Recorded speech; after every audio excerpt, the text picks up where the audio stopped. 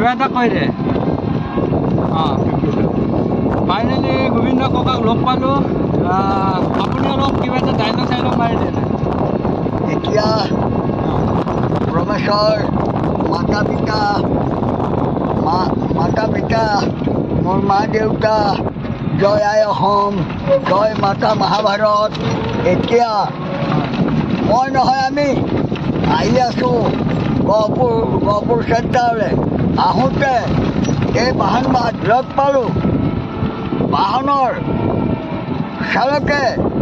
পাই ক'লে বোলে আহক আহক আহক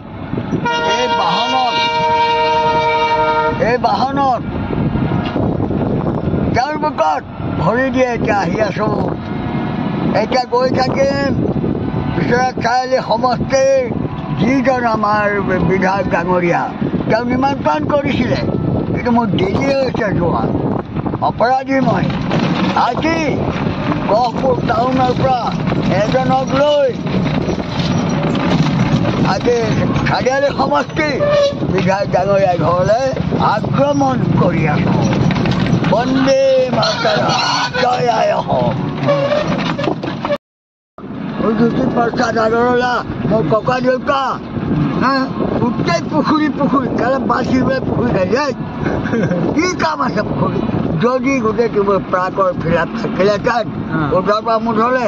ফলহাৰ বাগান বনালোহেঁতেন হয়নে এইটো কিহৰ পাৰা হয় জ্যোতিপ্ৰসাদ আগৰৱালা ককাই পাক তেওঁ এইখন বনাইছিলে ভোলাগুৰি বাগানৰ হেড এইজন ন কৃষ্ণ মূৰ্খ কৰিলে